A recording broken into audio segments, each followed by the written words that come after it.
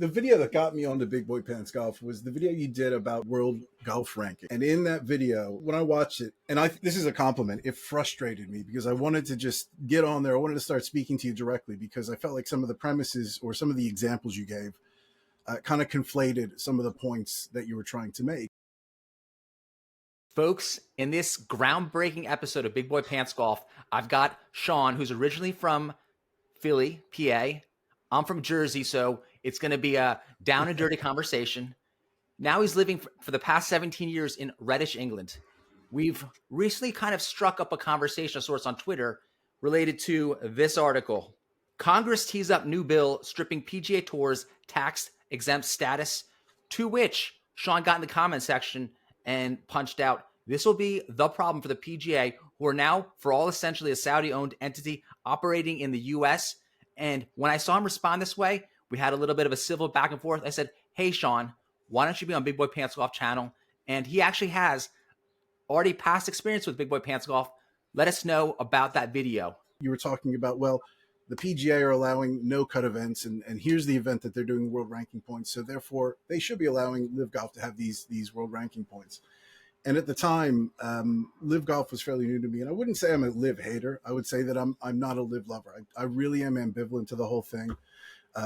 It's just not my thing. I'm not into watching LIV Golf. I'll keep watching a few of the tournaments, but I'm more of a PGA guy. I'll be open about that.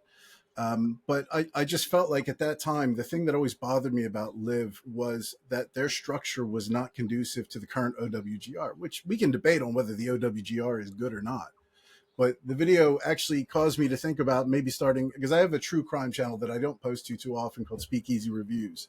And I thought about doing a Speakeasy Golf channel. So I got to say credit to you, Big Boy Pants Golf. Folks, this may be the kickoff episode. This may be a spin-off of Big Boy Pants. Not really spin-off, but a new channel, Speakeasy Sean Golf, where he basically watches my videos and other golf videos and probably disagrees with a lot of what I say and what other people say. It's funny.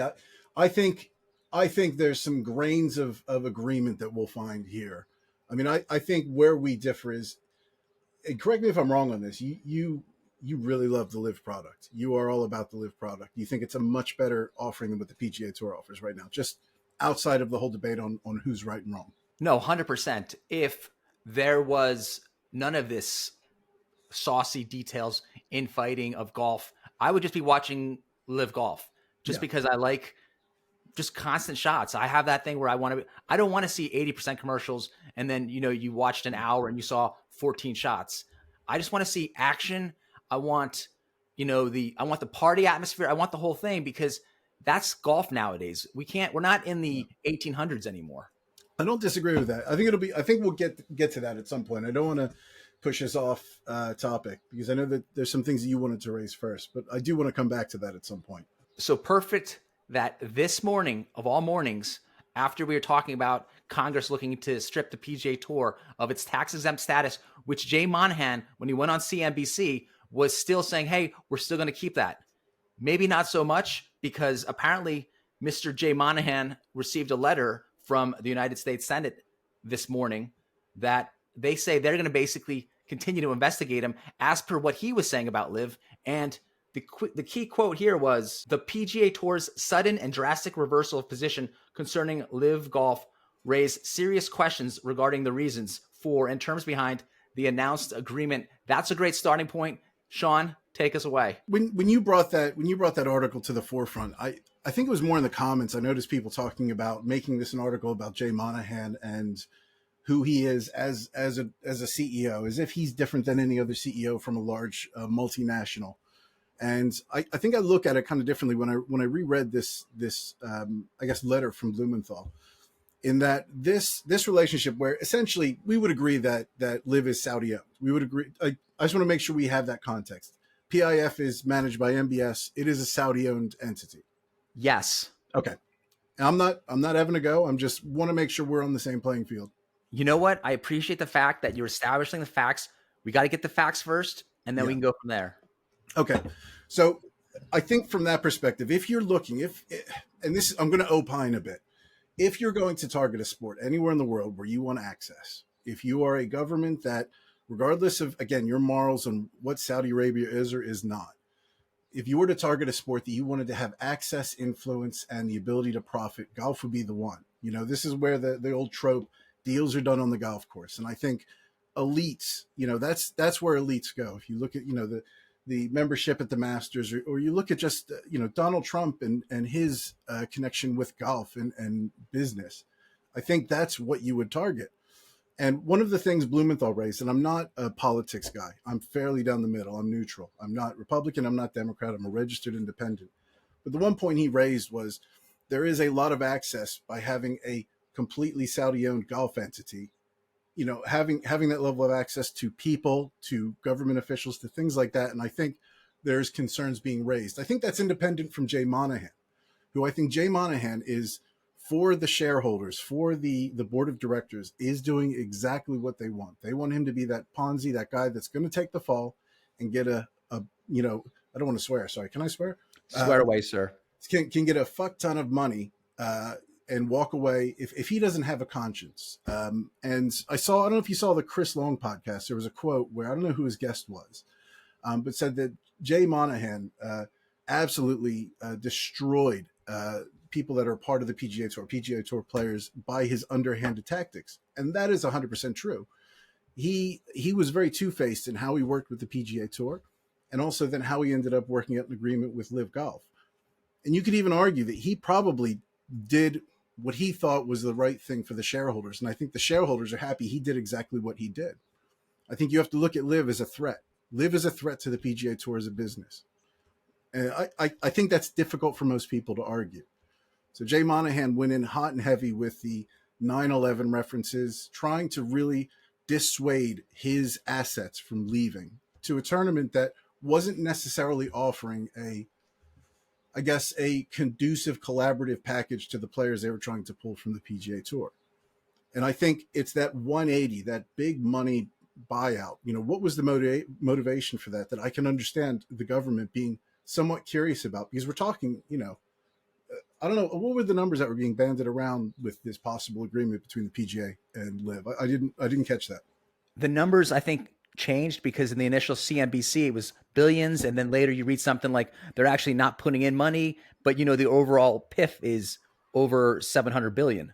I think the headline, and this is something I think would be good for us to establish, this merger, let's say it's approved today, essentially the PIF own the PGA, LIV, DP World, whatever this conglomeration ends up being. And Jay Monahan and the board of directors at the PGA, they're the decision makers who are getting the funding from LIV. So LIV's the owners, the board of directors is the PGA. Is that generally what we think that is right now? Well, that's what the stated facts are in terms of the money's going to come from LIV. From PIF actually.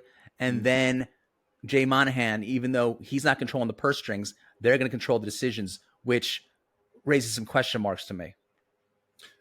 And I think it's fair to, if you think about it from a shareholder, from somebody who's on the board of directors for the PGA, you love every minute of what Jay Monahan has done. He's maximized every opportunity to slate and keep every player that he could against an endless mountain of money. The PIF could start 2 space programs. They put enough money for a space program into LIV Golf. So the PGA Tour, granted they're a massive organization, we're up against, in my view, an unprecedented threat that they couldn't compete with long-term financially. Me personally, I feel like they had the history to maybe not go down that route. It's difficult for me to know. I'm not a high-level corporate person, so I'm going to claim a bit of ignorance on what strategy would be the right play. But, Jay Monahan, for his board of directors, smashed the narrative that this is a bad place. And the second there was an opportunity to get an agreement that maximized their profits, he took it. And I think we look at Jay Monahan as somebody who is some arbiter of the PGA Tour. And let's be clear, the PGA Tour, the one thing this did highlight to me, which you might be interested in, is that the PGA Tour is not that important to golf, because at the end of the day, what this has done is it's made the majors the most important piece. We've learned that, from my perspective, I haven't missed the LIV golfers on PGA events, but I was really happy to see them at majors. And at the end of the day, the PGA Tour has learned that actually, as long as the majors are happy to take those LIV golfers, we've lost our USP. So Jay Monahan at that stage possibly looked at that as the writing on the wall. There's a chance for me to get some major profits here. Somebody got a word in his ear that, look, we don't give a shit about LIV, as far as Yasser is concerned. We just want control and access. We'll give you a shit ton of money if you just go ahead and make all the decisions. If you want to do away with LIV, I don't care. Greg Norman is a Ponzi. Now, I'm not saying that's the case, but it's a theory. And I don't think it's a ridiculous theory. I've got my own theory, and I'm going to push back on you a little bit here, because now you said that Jay Monahan did exactly what he should have done for the shareholders, essentially. So let me clarify something here. This isn't something I agree with or think he should have done. I think it's feasible to assume that he acted as not the shareholders, but the board of directors, wanting him to go out there, fight the fight.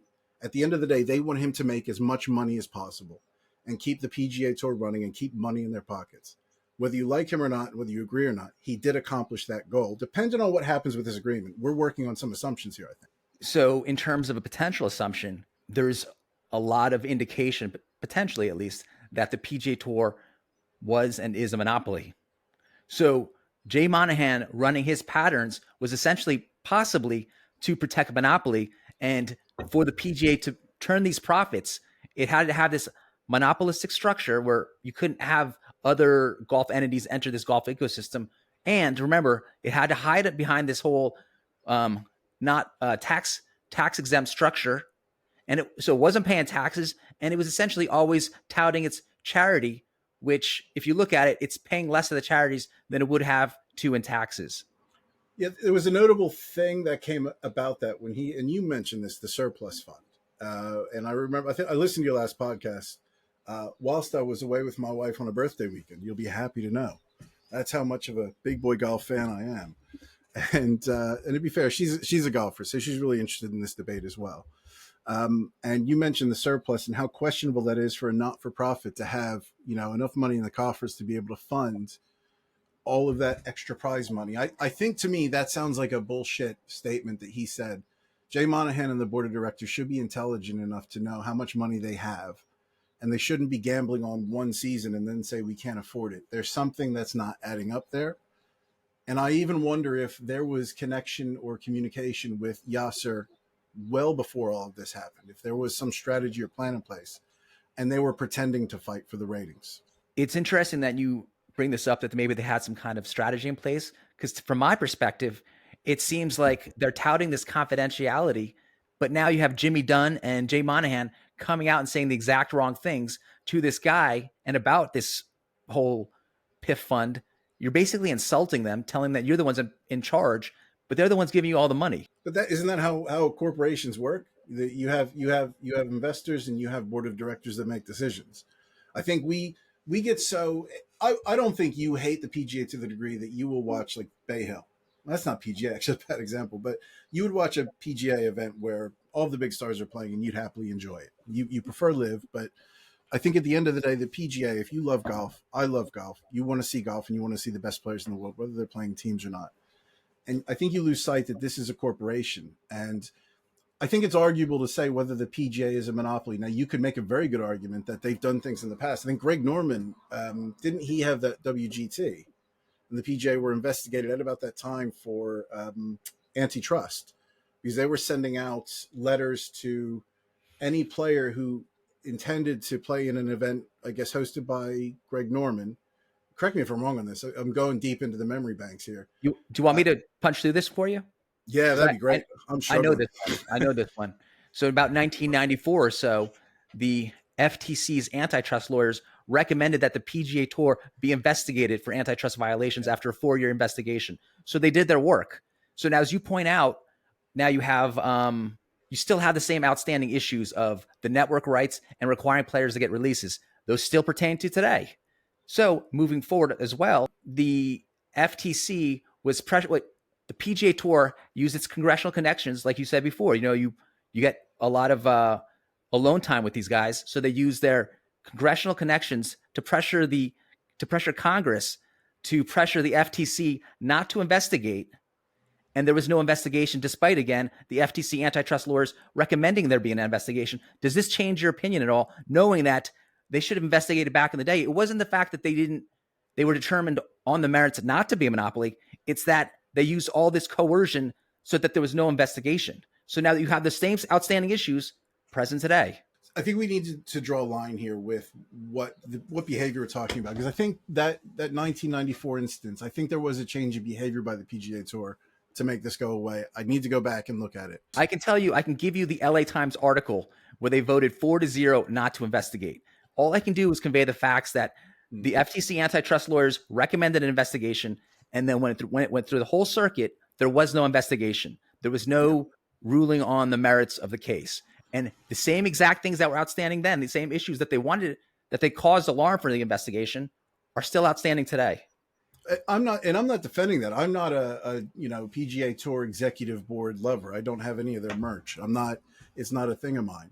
But what I would say is I think we need to establish where they have a right to play hardball and where they don't. Now, when it comes to majors or players that are under contract with them, for their PGA Tour card, it's funny to me. One of the things that annoyed me with this whole narrative of, Greg Norman says this, that, I always felt that these players, we were private contractors. We're private contractors. We should be able to play with who we want. Now, LIV joined the frame, and this is something that I think you and I disagree with to a high degree on. When LIV came in, their requirement for a player to join was contrary to what their contract to keep their PGA Tour card is.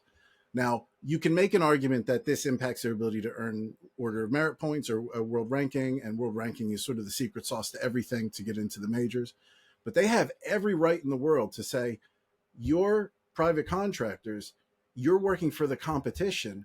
Why would I hire you to come back and work for me if you're selling my competitors, our competitors' product? You brought in a great point. You said, and I think before this, we discussed, we went back and forth a little bit, and I thought that potentially this would be the issue where the PGA Tour, to have membership, you're required to play 15 tournaments, correct? That is, but that wasn't the problem that I had. Okay, and now here's the other issue, and it just came out today. Bob Harrig of Sports Illustrated, and I think I've probably put this up somewhere in the past, today stated that what's wrong with having the sponsors exemptions apply to these LIV players. So why is it so necessary to keep them out? Because in any other circuits, you can jump back and forth. But what's so specifically dark about the LIV Golf Tour that you have to apply completely different rules to it? Because now you had the PGA Tour and the DP World Tour. You can play all your events on the PGA Tour, and then all you have to do is play 4 events in Europe, and you can qualify for the race to Dubai, which is why Colin Morikawa won a few years ago. But why do you have to exclude one particular golf entity, and all the rest of them can go back and forth? But can I and take this in the best possible spirit? The one thing I want to just double check is I can't compare DP Tour to what LIV are, because we're talking 4 events from a partner with a structure that's identical to what OWGR are. To LIV Golf, who are asking, they're a competitor who are trying to pull away members from the PGA Tour, so that they're not able to fulfill the requirement of minimum events. So there's a 15 event minimum or 13 event minimum, which includes, then that's include. Sorry, go ahead. Okay, but then in terms of that, well, you have like the Masters, and I know the Masters isn't the PGA Tour, but if they want, for example, they wanted Kazuki Higa from Japan Tour to play in the Masters, they gave him exemption. Why do you have to make it a whole? Why don't you let them just play on the LIV Golf Tour? And then if they want to play, if the sponsors exemptions or the tournament wants to invite them, why do you have to put some kind of ban in place where they can't be invited? But that would be the Masters making that decision, the Masters board. Right. I said that. But I mean, why couldn't, for example, the Bay Hill invite Bryson DeChambeau back? For the same reason, Pepsi doesn't sell Coke in their shop. Why would you bring in?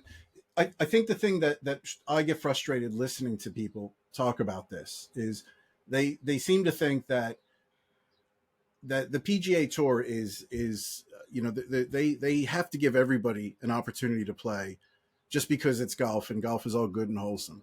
The PGA Tour have every right to say, you've turned your back on us, you've left us, so you've turned away your tour card to go play on a tour that has, again, the money that the PIF have is quite central to this, because they have the ability to completely become the leading elite league in golf. And PGA Tour, that is their brand. They are the number one league in world golf. And that's why I brought up the monopoly issue. Yeah. Maybe they are the leading, brand up to this point, But if you're doing it because you have a monopoly and you have all this congressional pull, it's an uneven playing field, and competition is generally viewed as a good thing. Maybe there's other products out there that would be a bit better. But basically, you almost have people as a captive audience because you don't allow them to have other options like live golf. But you're putting an exception in place for golf that is not present in any other professional sport. So you can say that the NFL, I mean, would the NFL be as interesting? Would people want to leave NFL teams if they couldn't win the Super Bowl? I think I think sport is a complicated piece because we want to see the best play the best. And if you Okay. start to, Okay, that's a great point. But let's bring it back to golf then. How do you think the DP World Tour and the Europeans feel, because they're taking all the players from the DP World Tour over to the States? Wouldn't that argument that you're pointing out apply directly to European golf?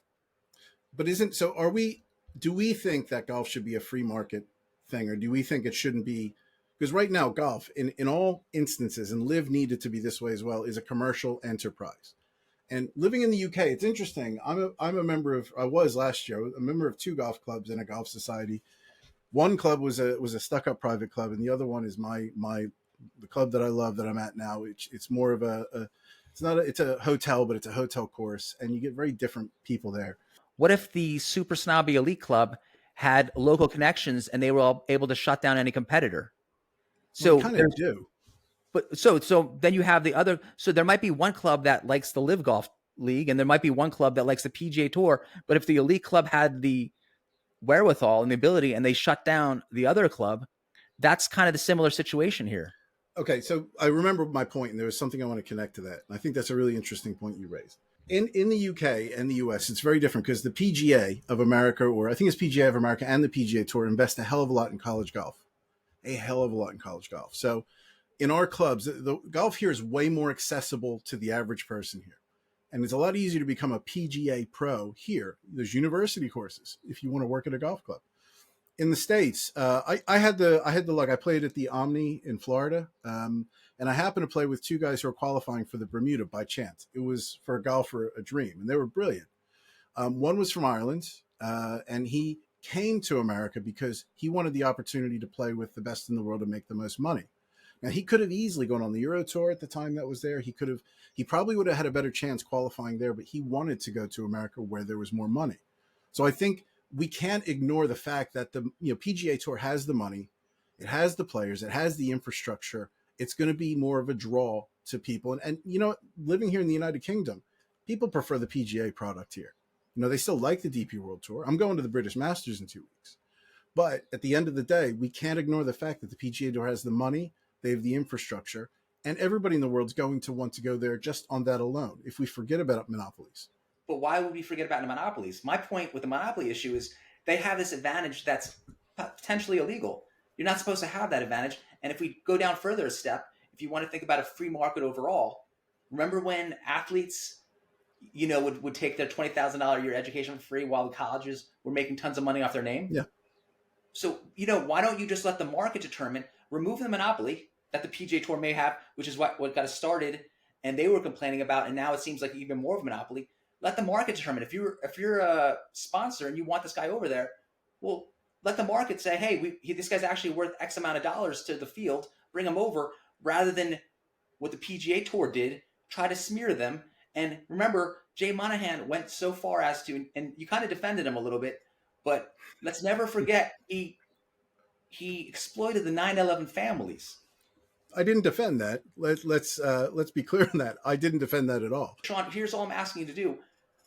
Keep all the facts in mind. Don't ignore a few of the facts, like the potential monopoly issue and the smearing, because this is just showing to me the character of these people that, yes, they might have the greater percentage of audience right now, but they're also smearing everyone on the other end for the whole time. And now they've gone out of their way to say, hey, everything's good now. And you have Congress and Senate saying, hey, wait a second, everything isn't good because of what you just said about these guys within the past year, up until June 6th.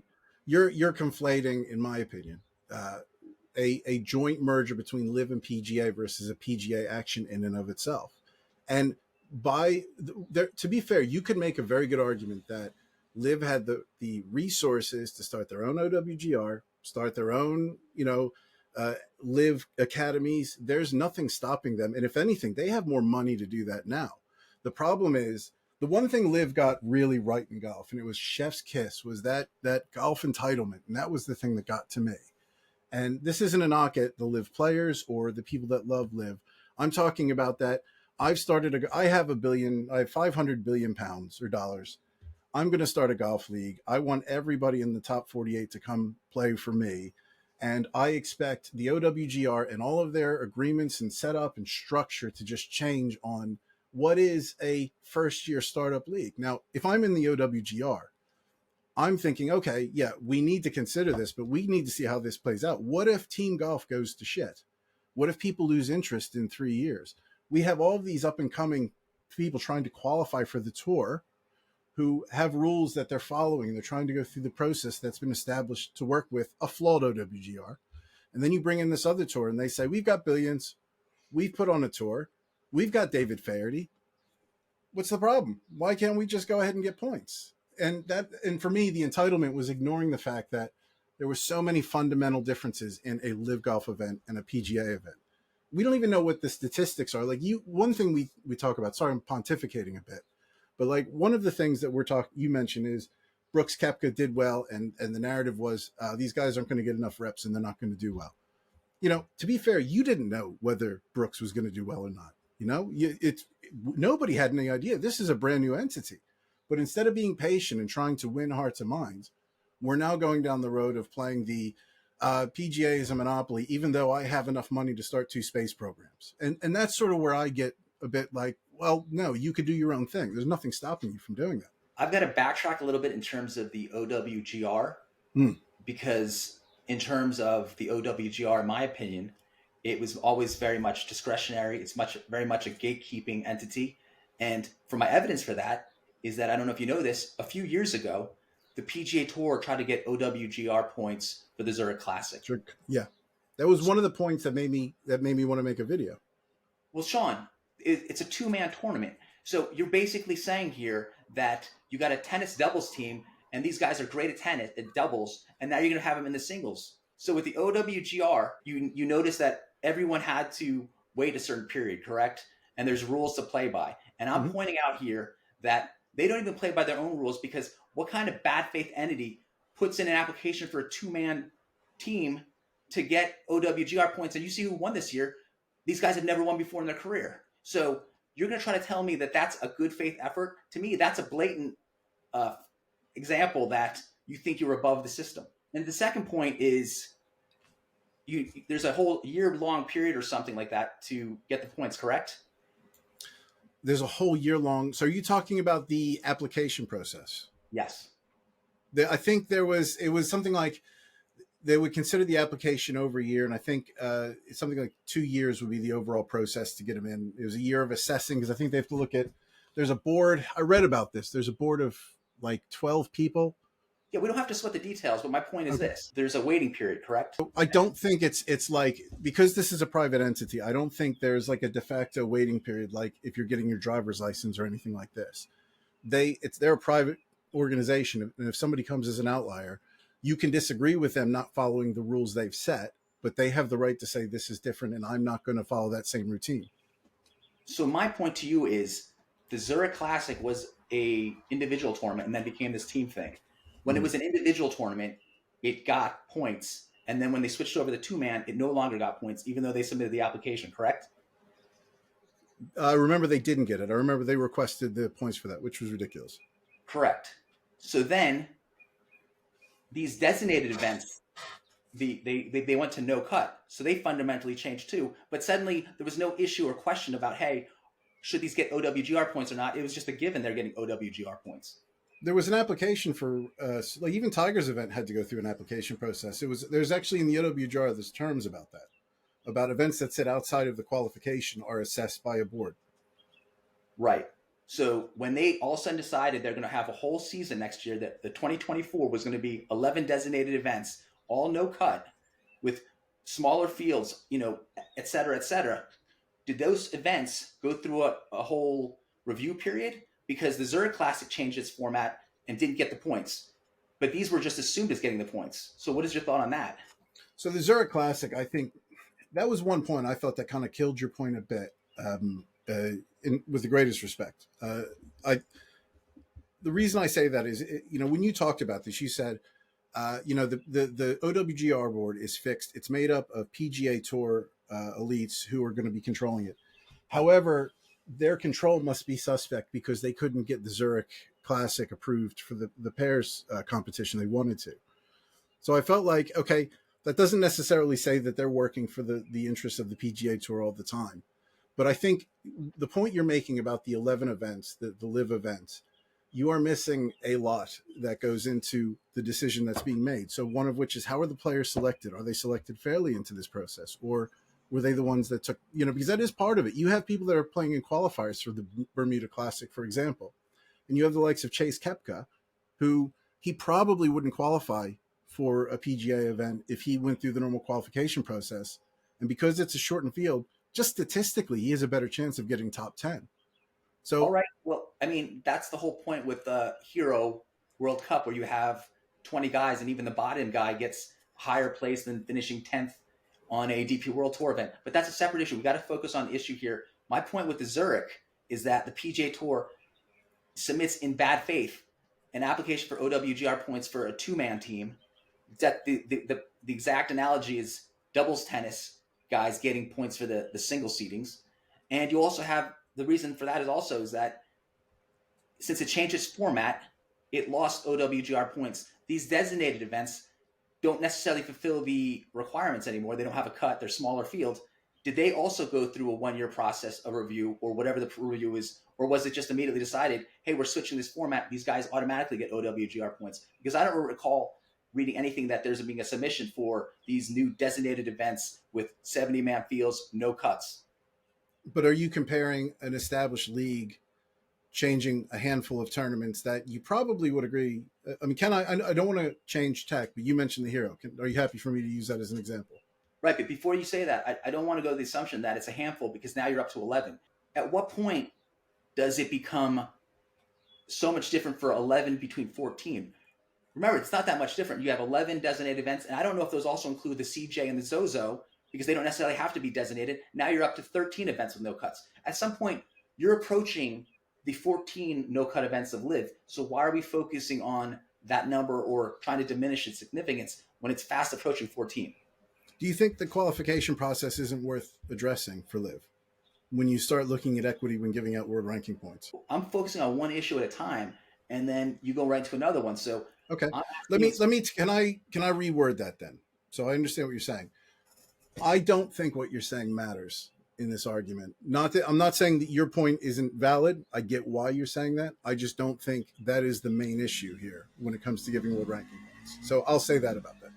Okay, we can go on to the next topic from there, because I feel like we somewhat reached an impasse there, because now we're determining what we think is significant or not significant in terms of the number of no-cut events, the time period, etc.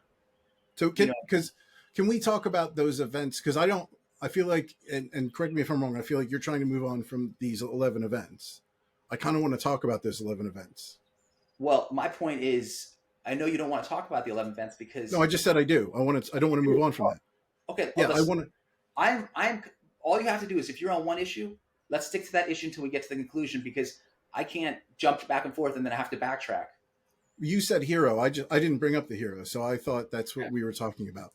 So what is it? So, because again, you're a bit more professional at this than me. I'm more of a guy that's showing up on your show. So this is in good faith. I didn't know. My brain gets going. What is it that I'm not addressing that I'm moving on from? And I'll deal with that specifically. Well, I would say that you are not addressing right now the fact that the OWGR board doesn't apply the same rules to their own fast changing events. And my example there is the 11 designated events. And now if you add into the other potential no-cut events, the Zozo and the CJ Cup, now you're getting up to 13 events, because I know a lot of people dismiss it as, oh, it's only a few events. No, now you're fast approaching the number of 14, which is the LIV number. So I need your help. You can't. People are trying to, very often, I know I had this conversation with Bob Harrick a year ago, that's only 7 events. And then all of a sudden it jumps up to 11. And now you add a couple more. So you can't just keep saying, oh, it's only a few events, because you're coming up on the number 14. Which I've never, that's not been my position. I don't know how to answer this without you saying I'm going off topic. So I'm going to tell you what I want to say, and I want to make sure that I'm staying within the confines here. I want to address those additional events because I think if we were to compare those additional events, you would agree if there was no live, those events, and the hero is the most arguable one, but even then, all of those events have a process to qualify for them, barring a few outliers where you get sponsors exemptions. But they're all the best 40 golfers in the world, best 50 golfers in the world by rank, by order of merit, which I would argue there's a qualification process there. But I don't want to be accused of jumping off topic. I'm going to jump in for 1 second with this. Even the Memorial Tournament, you had the year before Charles Hall III went to live, he got a sponsors exemption then. So the Memorial thought he was noteworthy enough to give him a sponsors exemption, but obviously when he goes over to live and wins, it's a sign of the weakness of the tour, which is odd. So you always have these sponsors exemptions out there. When Ricky finished second at the Zozo, he got into a sponsors exemption. They also have random metrics to get in, qualification process, because they took the Zozo, because it's Japan, they took the top 10 or so from the Japanese tour to get in. So you can make the qualifications any way you want. That's why I don't necessarily focus on the OWGR anymore, because of the points I pointed out to you. It's run by these guys who are bad faith enough to submit a two-man tournament. They're also just give themselves a blank pass on this new designated events, which changes the whole structure overnight. And to go to my next point then, and kind of moves forward, is that your PGA Tour and what you loved about it was already killed once they wanted to do designated events. All right, I'm going to give you my opinion on. So when the designated events came in, as somebody who can't watch every single event, it made it easier to pick and choose which events I watched. So I'm going to talk about that as somebody who just watches golf.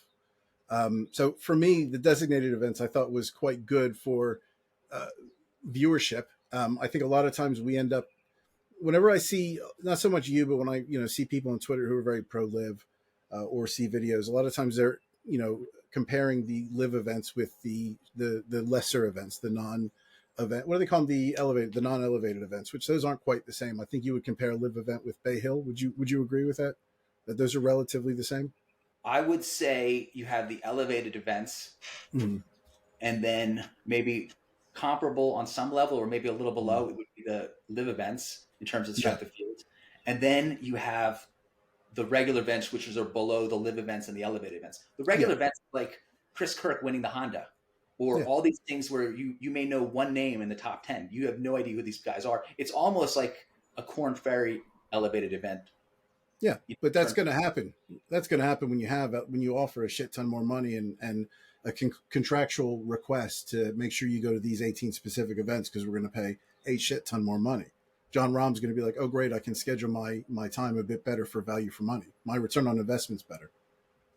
Well, not only that, because they're forced to play in these elevated events to qualify for the PIP money. They can only miss one of them without having good reason, which is why Rory missed 2 elevated events already in the season, and it was forced to give back $3 million in PIP money, which is also a little bit about the arbitrary nature, because I thought it was an all or nothing thing where if you didn't fulfill it all, you not qualify for the PIP money, and instead they just docked him $3 million. Do you think he cared, though? I don't think he cares, but the point is it just shows how arbitrary and whimsical everything, because the rule was to qualify for the PIP money, you have to play in all but one of the events, and then Rory misses 2 of the first 3 or 4 already, and all they do is dock him $3 million rather than saying you can't have any of the money. Yeah, it's their game, their rules. They can do that. I mean, LIV can do the same thing. Right. Well, I mean, that's true, but I don't necessarily. I'm just trying to show that the PGA Tour operates what there is potentially a monopoly, arbitrary and whimsically, and they do things to reward certain players because there might be another player who didn't do the PIP thing right off, and they might have made him an example and then said, as per the rules, you don't get the PIP money. All I'm pointing out to you is, yes, I do like LIV, but I also don't like the PGA Tour. Not for the well, I think the product's horrible too because it's 80% commercials, but it's also how it's like a bad organization in terms of how they do everything. I don't like it when things are you play favorites, you do what you want, you change the rules and go. It's hard and fast with the rules. You do whatever you want, and then you try to say later, "Hey, we have this rule in place, but we didn't apply it to this guy, but we do apply it to this guy." I think it's unfair. It's a problem in every professional sport. I mean, it happens in the Premier League. It happens in the Spanish La Liga. It happens in the NFL, in the NBA, every single league. And in my opinion, if let's say Live continues as it does, and it does, let's say it gets popular, the structure is set up to do the same thing and live with the player captains and the players that are on the edge. So I don't think you're highlighting anything that's unique to the PGA Tour. At the end of the day, as fans, we tend to, I don't know if you watch America. I've been living here for 17 years, so I'll say American football. Sorry. Do you watch the NFL? Do you care at all about that? I care enough to know that I told my buddy that the Chiefs were going to win either via pass interference or a holding call, because that's how Brady won the year before. When I mean, I already saw that how it's going to happen, because I knew it was fixed. I told my buddy, the Chiefs are going to win. He bets on it because he believes me now, and they win. Yeah. The last BS holding. Okay, so I know enough. That's the same mentality where I approach all of this stuff. Where I'm like, these guys have to fix in here. They're going to play, some sneaky stuff over here. I think it's you bring up a subject close to my heart with pass interference at the end of the Chiefs game as an Eagles fan. But when you look at every professional sport, what you've highlighted happens in the PGA Tour is not a new thing in any sport, in any walk of life. And it will happen in Live. Live is not, just because they've got a product that people like. To what degree, I don't know. I know that in the UK, I almost never talk about Live. It's not something that the people at the clubs I'm at talk about, so I don't have a lot of exposure to it.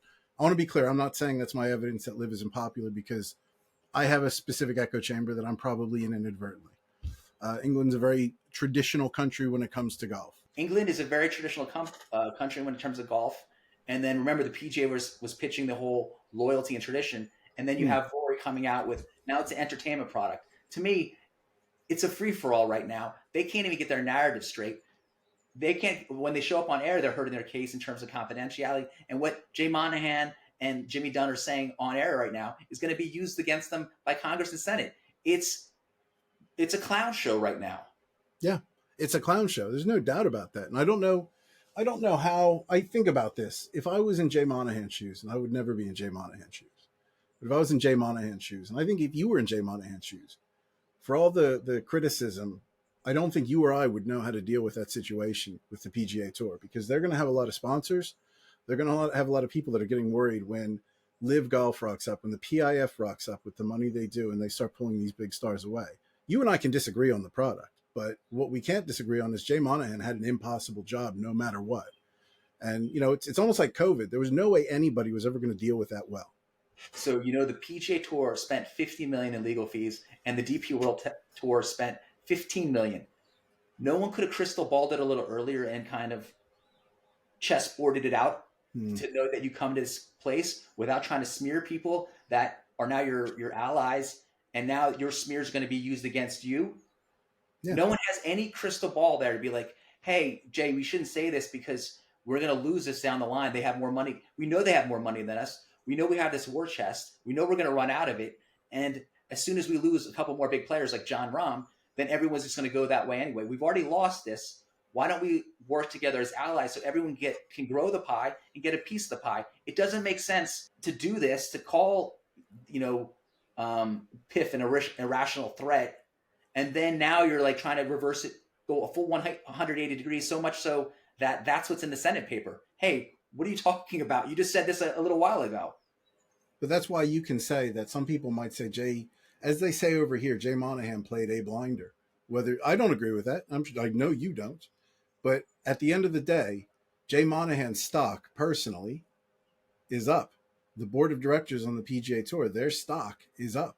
Their investors, their stock is up. And I think if we were to play, was it Occam's razor, which is the obvious is probably the solution. In this instance, we could assume Jay Monahan and Keith Pelly are a bunch of idiots walking through life and have been given this massive job. Or we can maybe draw the conclusion that they're scrupulous, selfish bastards who were only looking out for the bottom line of the company, which you could say the same about, we go back to the NFL, Roger Goodell and CTE.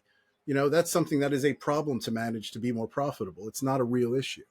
So, I think if anything, this highlights how shallow the upper echelons of professional sports are. They don't care about the players. And players like Rory, I feel bad for, because I think, and this is just sorry, I'm not going to say, well, I'll let you sort of lead the conversation, but I think it's been highlighted, and I think Live fans are going, in my opinion, that's my opinion, I wouldn't be surprised if Live fans are disappointed in their management on that side of the fence as well. If Live gets dissolved, let's say Live gets dissolved, then they never gave a shit about Live or Team Golf. They got their access and they got the hell out. This is a great topic. I think so. It's an interesting one. Because we don't know what's going on. But I will tell you this. What if everyone on Live right now is being silent because they were told to be silent because the deal's in the works, whereas you have Jimmy Dunn popping up on the Golf Channel for 25 minutes, being the opposite of silent, Jay Monahan going out there, putting his foot in his mouth, saying he's a hypocrite, just taking grief. Isn't the smarter thing to do what basically Liv has done the whole time, is just keep your head down, focus on the product, and let the PGA Tour try to smear you? And now it's all going 180 degrees right back at the PGA Tour? I don't know that that's accurate from my view. And my bias is maybe, same as your biases are instructing what you're listening to. Like Greg Norman has been a dumpster fire once Liv got their people in my opinion. I work in not so much PR, but I do work in communications, and I help craft messaging. And from Greg Norman's perspective, he went into this in a negotiation in the worst way you can if you want to negotiate for leverage. And he went in there saying, the PGA, it's a stale product. I think those were his exact words. Am I getting that right? It's true, but I'll tell you this as well. You go on to Rich Eisen back in the day, everyone was saying it's a stale product and that it was ripe to be overthrown, essentially. Because anyone could have come in, Apple, any big money firm could have come in and done it, because it hasn't evolved for so many years, while the rest of society has. We're the TikTok generation, now, and then you're going to do this product where it's unwatchable because you made it literally 80% commercials. Well, I don't want you to jump around, so I want to get back to Greg Norman really quick. But I take your point. I don't want to devalue your point. It's a good point. Rich, there was a lot of people that said that. They weren't the ones that were the CEO of Liv. They were people that were getting paid to have an opinion. And the more, from your perspective, if you went in and created Big Boy Pants Golf and you didn't do the content the way you did, I wouldn't watch it. If you make content to a degree like I probably would make content, it might be a little bit less boring, because I'm like, I see your point, and that's not what gets views. Greg Norman, in my opinion, instead of saying, I want to work with these people, by the way, their product's kind of shit, that really hurts when you go into a negotiation. I've never gone into a negotiation saying, listen, I did tell a bunch of people you were shit, but really, let's work mutually agreeably here. Or think about all the things that Jay Monahan has said about Liv, and all the PGA Tour players have said about Liv, and now they want to work with them. They win because they got the money, they got the access. At the end of, to you, it's not a win, and to me, it's not a win probably. But for Jay Monahan and the PGA, they don't give a shit about the morals. They give a shit about the money. They win. Greg Norman, he is the most at risk. I don't know if you would see it this way, but Greg Norman, out of Jay Monahan, Jimmy Dunn, between that three, the person who's the most nervous going to bed tonight, in my opinion, is Greg Norman, because he is the most replaceable at this stage. Here's my feeling on that. Greg Norman is, I don't know the Bible that well, Moses. This dude has come in there. He's taken all these arrows, stood through it all. He's also obviously a two-time major champ. They try to make him to be this like vindictive type person, but he's shown that if you saw Liv Adelaide, there are other options out there. Yeah.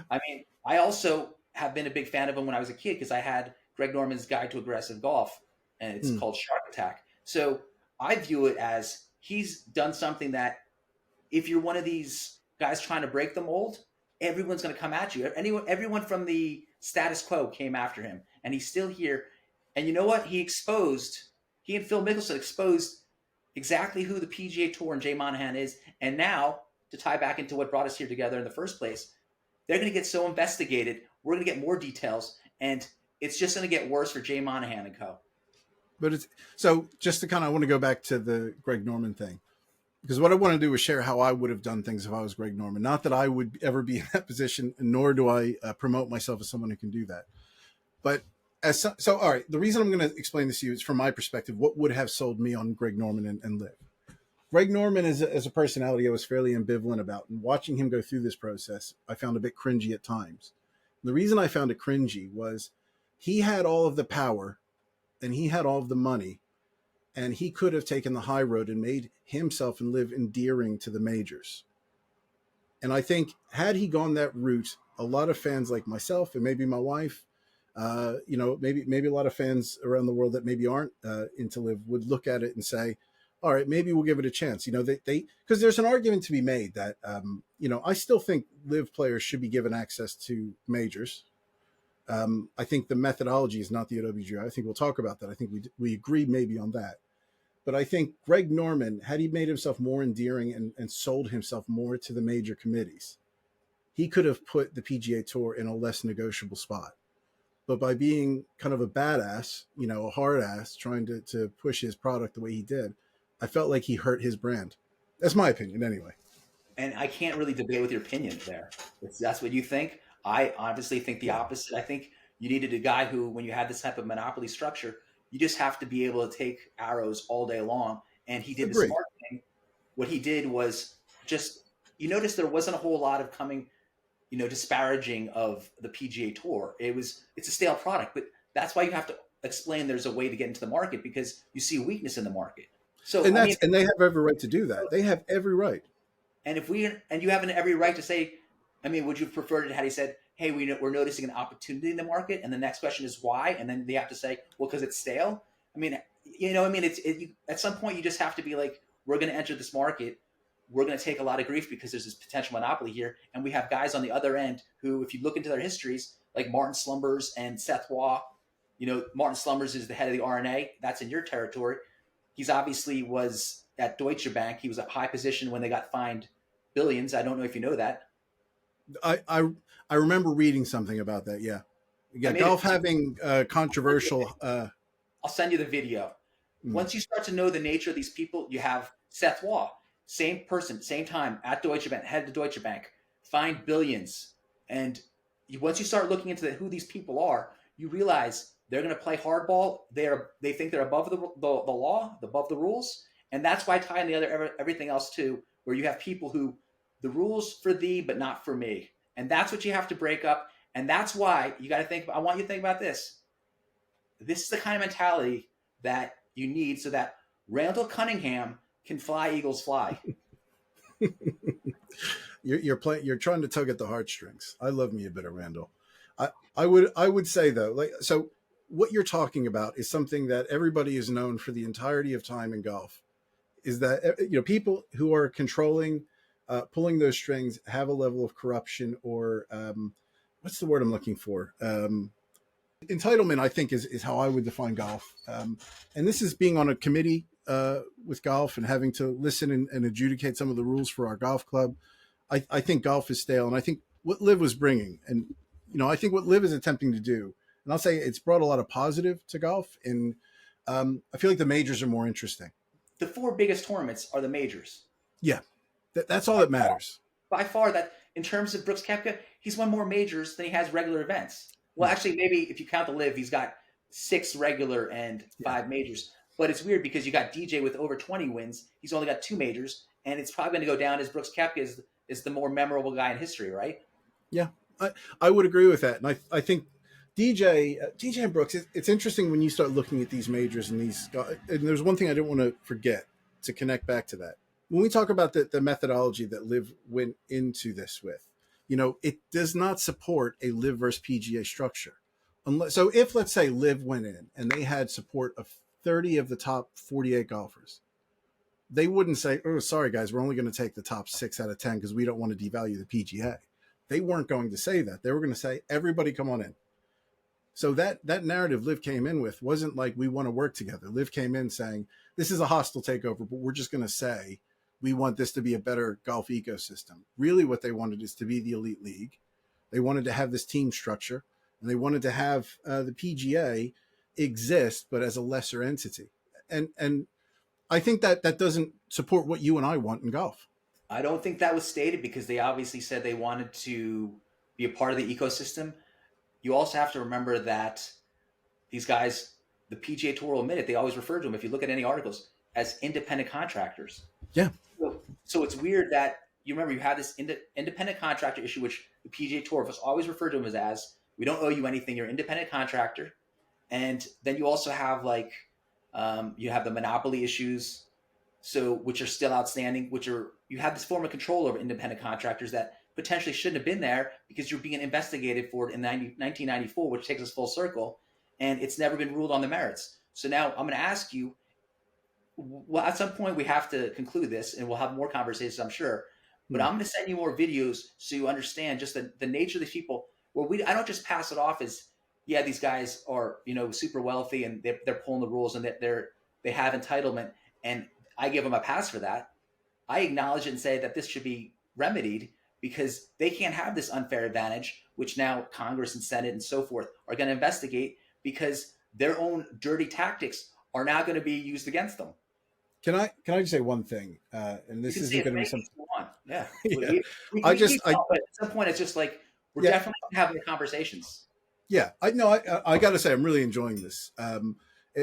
What I just don't want you to get disappointed when the people at LIV are doing the same thing, because I think it's not a thing of naivety, but I'm not saying it as if I'm happy and I accept that this is the way it is. I think it's difficult when you look at, like, as an Eagles fan. So from Philadelphia, you are a diehard Philly fan.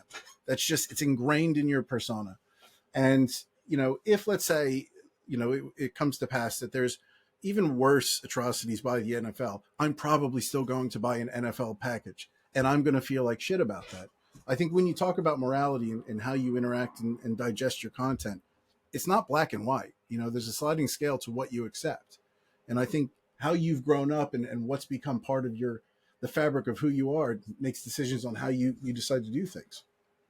And I'll add on to that then. I've been consistent in pointing out, and this is, I guess, Brandel Chambly would refer to as whataboutism, because remember the whole Saudi blood money and sports washing issue. On one hand, I've read an article that I somewhat agree with in terms of sports washing. It's kind of arrogant to think people care so much what you think that they're going to put all this effort into sports washing, but that's a separate topic. In terms of blood money, then you have to look back to all these PGA Tour players playing in China all these years. Jay Monahan had Mike Tirico ask him a question about the China money when this first came out, because I did a video. My first big video actually was on June 13th of me just pointing out what everyone realizes about Jay Monahan now. And I did this a year ago. It got up to almost 20,000 views. And that's why I was like, okay, there's other people out here who are kind of seeing what's going on. These aren't the good guys. So you have Mike Tirico ask him in the interview, well, what about China? And in typical Jay Monahan fashion, well, we have COVID now, so it's a moot point. Won't answer the question. They ask him about the antitrust in this latest CNBC thing, spins off into growing the game. The guy is as slippery as they come. All I do is document and point it out, and I'm going to give you all the information. And at some point, you're going to say, hey, this big boy pants golf guy, he's got the facts down, and maybe he does have a point. I wouldn't be here if I didn't think that. Now, one thing, I'm just going to raise it because you said I could. The one thing I do disagree with, and I think those are good points in and of itself, but there's a massive, massive distinction. And I'll use Keith Pelley as an example because he's quite a good foil for you as far as his relationship with Saudi Arabia and also his relationship with the PGA. I would say you would probably view him as the worst of the worst to some degree because go ahead. Well, just in terms, I don't know if you've watched this video, but people would email me and be like, you got to watch this. And as they're smearing Saudi Arabia money, there's a video of him, you can find it on YouTube, and I put it in one of my videos, where he's up there on the board saying that he wants to help Saudi Arabia grow the game. Remember, the then European Tour was in 2019 hosting the Saudi International.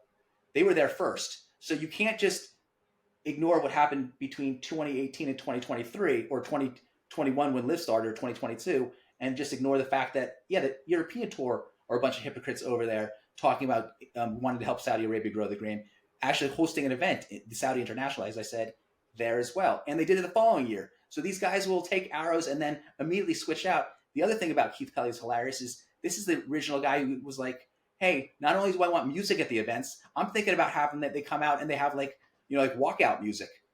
It's all, I have it all in my videos. You can just Google it yourself. So the more you know, if you know as much as like all the research, you're going to come to the same conclusion I have, that the live guys, and I'm not going to have the false equivalencies of like you have to be perfect or anything, but that's the team that you want to be on. And I've been on that team for a full year, and I don't have to do any backtracking like all these other guys who have blood money, et cetera, in their tweets, but then always just used whataboutism to defend the what about China attacks. I'm going to make it is on the same point. I don't want you to think I'm jumping from point to point, but there's two things I wanted to raise with Keith Pelly. So I didn't want to move on from that because there was a point I wanted to make with that. And I think a lot of times we collectively conflate trying to do a business deal with an investor versus being fully owned by that entity. There is a massive gulf in what Keith Pelly did to bring business in from Saudi Arabia and grow the game than supporting, let's say, LIV taking full ownership of golf. I think there is a huge difference in that. And Okay. and I think that's an important distinction when we talk about, sorry, that's the one point I want to make. Go ahead. No. I mean, I'm letting you. I feel like you're defending Keith Pelly now more. No, I'm making clear points that whether I'm not defending Keith Pelly, I'm taking a look at what that behavior is. You're saying he's a hypocrite because he tried to get investment from Saudi Arabia, grow the game there, but he's not for LIV Golf taking the mantle as being the sole arbiters of what is professional golf, and now he's backtracking because the LIV money is coming in. What Well, I'm saying is, I would actually say this: Keith Pelly was willing to take the money when LIV money was a negative thing. He was at best silent. it still And is a then, negative thing. well, okay, so but now anything that you have against, here's my other point is, I guess, anything you have against taking the money or the money coming from LIV, now why aren't you directing that same disgust then at the PGA Tour side? Because now they're doing exactly what they said they wouldn't do and what was disgusting to them. I am disgusted by it. It bothers me. So so with no disrespect to the people that love LIV, and I get why they love LIV, and this comment has nothing to do with LIV Golf and sort of it's, the people that work there and are passionate about it. So I want to disassociate this comment from that. But LIV Golf for me has made golf a more uncomfortable watch for me. Because would you agree? All right, so can I qualify one thing here? Just want to establish something. Is it rational for somebody to be against making money off of the PIF fund or getting their paycheck from that? Whether you agree with it or not, is it a rational view? I would say it isn't, because you have the PIF fund is invested in everything, right? Facebook, Uber. I mean, we're all interconnected on some level. Yeah. You can always backtrack it. I can take a step to the right. I can take two steps back, and then you're going to fall into potentially dubious money. What is it, like 50% of U.S. dollar bills have traces of cocaine on them or something? There's stats out there where it's all a little dirty, right? So, but I think people are a lot more complicated than black and white. And look at Disney. Disney has a huge PIF investment, but they don't own Disney. The U.S. government takes something like 108 billion a year in sales for aircraft, or it was fighter jets to Saudi Arabia. Saudi Arabia are one of the biggest partners they have. As far as who's investing money, you can't avoid that. You just can't avoid that. You are right about that. There is dirty money in everything we do, especially at the high levels of corporations. But there's this is where I think there's a distinction that we get stuck in this black and white world between taking investment from Saudi Arabia money and having Saudi Arabia have full ownership of the PGA Tour and professional golf. That to me, I have, like, if you were to ask me if I was offered 200 grand by LIV to do my job, normally I would jump in that. That money is life changing, but it would take me a while to come to a conclusion as to whether I do it. I don't think I'm strong enough to not take the money. I'll be clear, but it's not an easy decision. And that factors into my whole LIV golf philosophy. It's hard for me to get on board because I'm not comfortable with the fact that it's run by the Saudi government or owned by the Saudi government. It's something, and you can't say that that's something that's right or wrong. It's my opinion. It's what I'm uncomfortable with. And it's not an isolated view. It's a fairly common view. Okay, so now are you uncomfortable with watching the PGA Tour? Yeah. It makes that the majors to me are sort of the saving grace in all this to a degree, because there's a little bit more pure about. I love going to the Open. I went to St. Andrews last year. It was one of the greatest days out By the way, if you ever go to anything like that, or you probably do go to professional sporting events, go on the practice days because you get to talk to the players. I talk to Harris English, Ernie Els, Victor Hovland, because you're on the tees with them and they're waiting and they'll talk to the fans. But those opens are kind of like what's pure about golf. Being at St. Andrews, you kind of forget all of the politics. But the PGA Tour, I'm still going to watch golf because I like watching golf, but I'm uncomfortable about the whole thing. Here's, I guess, is a good final point, and for us to discuss is what if it falls through? What if we go back to the original what where we were at last week? Well, let's say now you have Jay Monahan and everyone basically revealing that they're lizard people. They'll do anything. You see below it's V. You see the below their skin. There's nothing human about them. But now the thing falls apart. They don't get the money. Now what happens? Because I didn't understand how this guy's still in his as the CEO. But if this falls apart because you have all these details to go through, you got Congress, Senate, everyone's going to investigate now. Anything kind of falls apart. Maybe they can't agree on some kind of term and condition. Then what happens? Well, what do I want to happen, or what do I think is going to happen? Well, I'm just saying in the situation that it falls through, they can't seal the deal. So whether it be through Congress and Senate, they will say you can't do this. It's viewed as a monopoly if they come together. So LIV doesn't live. The PIF don't want it to be viewed as a monopoly. They don't want to go to Congress because that PIF is a black box, and that's something that is fairly common knowledge. They don't really open up the coffers as far as what's going on there. So they don't want to sit in front of Congress under oath, or nobody does, because it's really Saudi government being interviewed by U.S. government. I don't see that happening, but I'm not an expert. So somebody on here may correct me. Let's say it falls apart. Jay Monahan is let go. No doubt about it. He gets let go. Jimmy Dunn gets let go. And they know this is the case now. Let's not be naive about this. They know if things fall through, they're going to get a big bag of cash. They're going to retire, and the people at their clubs are going to forget about it. And most of them are going to be like, hey, great job on that, attempted deal. They're going to bring in new people to the PGA Tour. And I see a future where maybe LIV's got a little bit more relevance. I don't know whether the team golf continues, but I think LIV has cemented itself as at least worthy of a chance if they were to give it time and be that counterculture to the PGA. But that requires people to stay at the PGA, and that requires people to come up at LIV. So LIV needs to be more open to bringing people up. And I think the PGA also has to be accepting that there's another paradigm to PGA golf. I mean, that's where I would like to see it. Folks, this has been Speak Easy Sean, Golf Potential. If he starts the channel, get in the comment section. Let us know what you think. And always remember to subscribe, share, and like.